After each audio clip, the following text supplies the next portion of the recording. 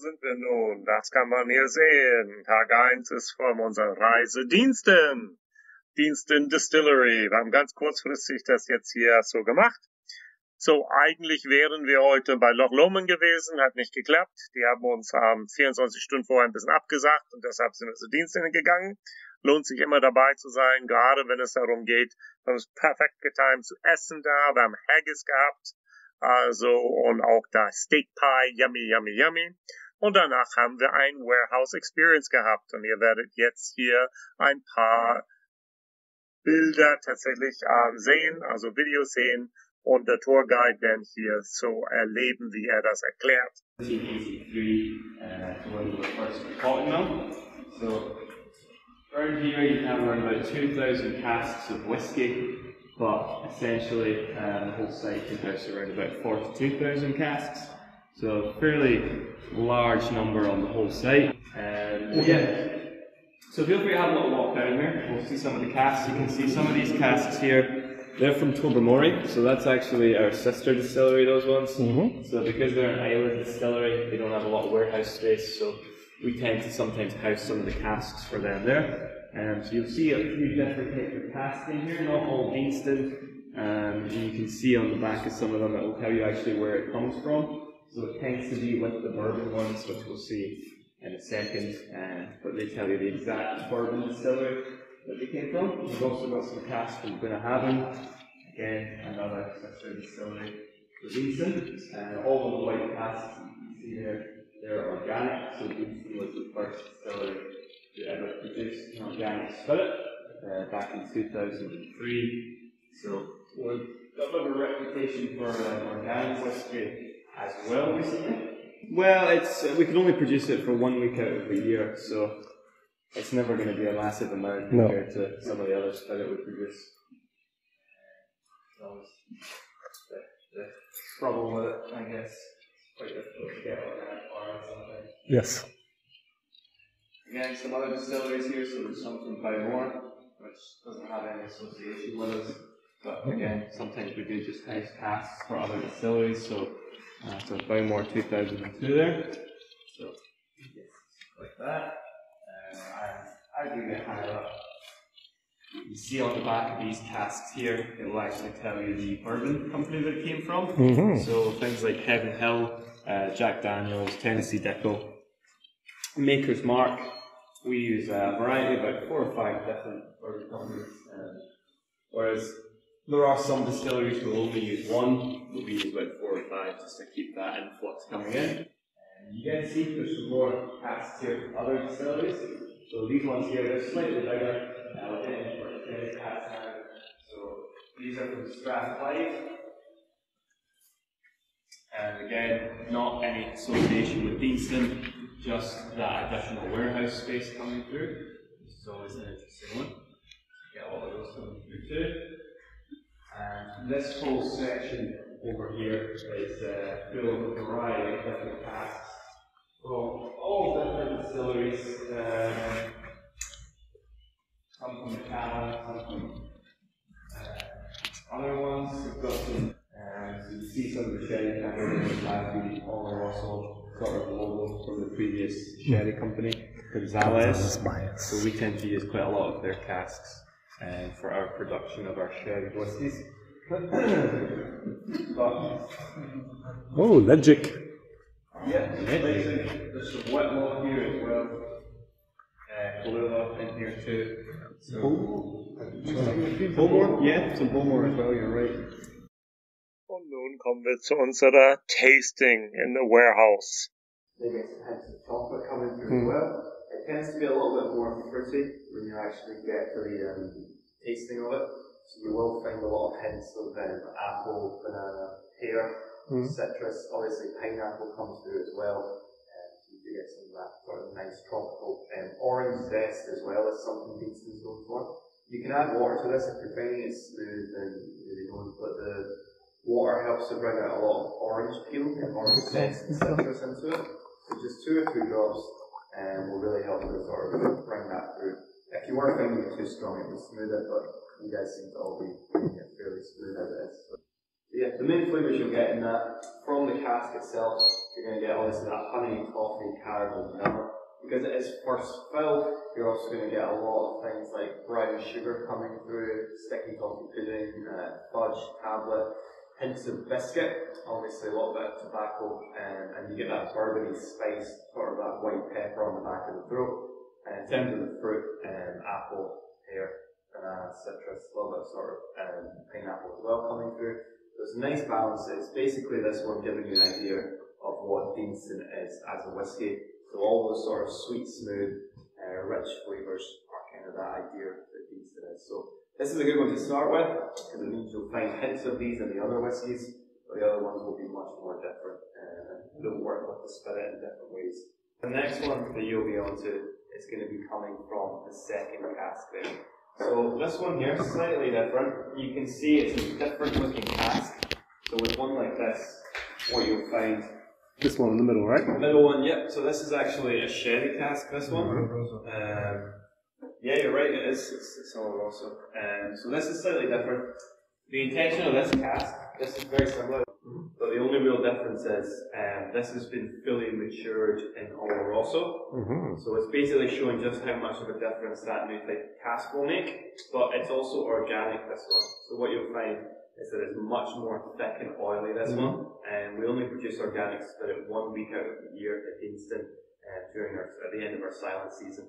So we only have a week's worth of spirit, but it's known for really drawing far more of the oils out from the barley and then the wood itself. So it will really have a very long-lasting finish, and it will especially stick to the teeth and gums. So it's a little bit lower in alcohol compared to the previous one, despite them being very similar in age. This one is 54.9%, so pretty much 55 on this one. Okay. But we'll get into you guys' glass. See, from the colour, you can see already just that new type of European oak. It's really brought out a whole new bronze and darkness to it. Again, nothing added, just how it comes from the cask. You also get a lot less sediment when it comes to sherry casks. Very nice smell to it, this one. So the difference in the casks, that bourbon cask there, we can get that fairly easily. It only costs us around about £100 to £150. We can only use it one time, so it's very easy for us to get them. But if you look at this cask in the middle, it's a slightly different story. It makes getting these casks very, very difficult. So if we want to make a sherry whiskey, it's not just a case of us buying a used sherry cask from sherry producers. We actually have to pay them to produce sherry inside of that cask. So what happens is we'll go to them, we'll say, make some sherry in this, we'll pay. You can keep the sherry, we'll take the cask. Once we take the cask and they get left with the sherry, 9 times out of 10 they do just pour it out as waste. And the reason for that is that they already have such a backlog of sherry from this happening previously. They have to pay to bottle it, they have to pay to tax it, and they have to pay to store it. So it's just easier for them to throw it out and cheaper because no one really is buying sherry. But despite that, they put a very, very big price on these because they need us basically, or we need them rather, to make sherry whiskies. So this cask here costs about £3,000 to £5,000. Yeah, so a big difference compared to your £100 of the bourbon. But that's another factor that affects the price of whiskey. It's not always just the age of a whiskey that affects the price. It can also be the type of wood and the rarity of that too. So you do get some interesting differences. But from the smell of it, how are you guys finding the aroma? Very, very rich notes, this one. Typical also the nutty notes. Yeah, very, very nutty. People often describe this one as being quite Christmassy.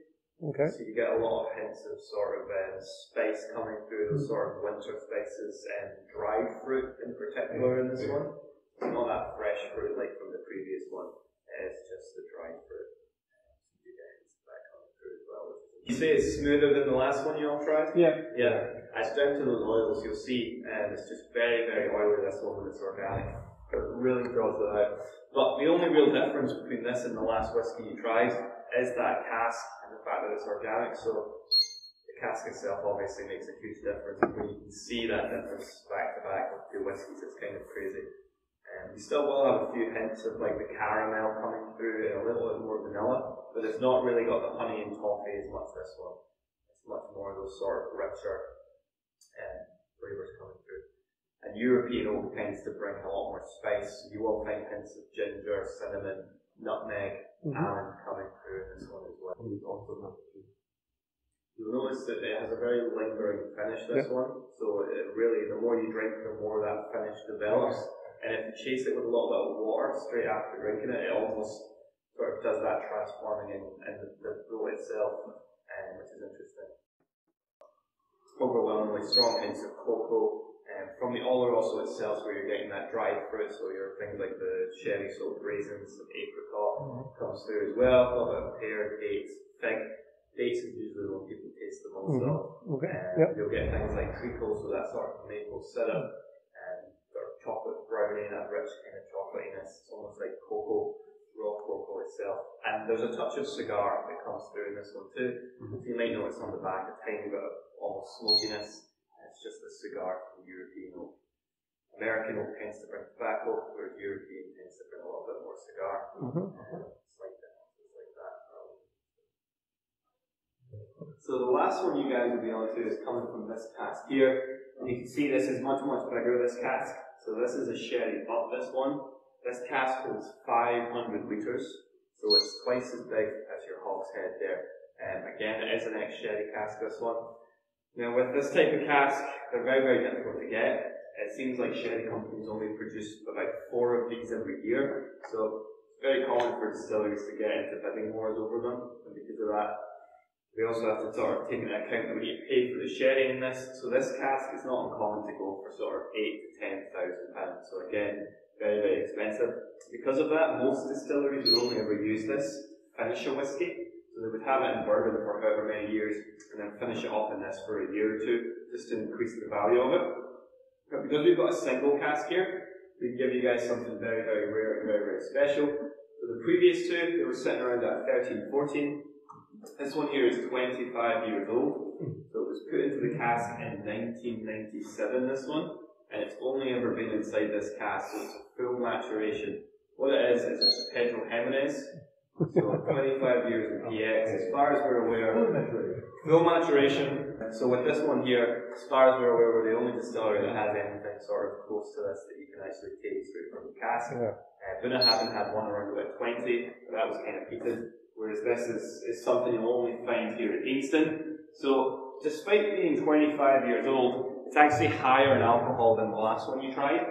It's pretty much 55.7%, so closer to 56. But if you see the colour in this, when you get it in the glass, it looks much nicer. It's got that sort of ruby, almost amber, so it's not a colour you can typically get other than 55.7. Yeah. After 25 years. After 25 years, so it's higher than that one, even though it's been twice as long. The cask is almost empty, so I think there's about 4 bottles left in the shop, and then it's going to be replaced by something else. So if you smell this one here, overwhelmingly on the nose, you get some really, really strong hints. It's very light and almost perfumed, this one, quite florally. So the main sort of hints you get on the nose, you get some dark cherry coming through.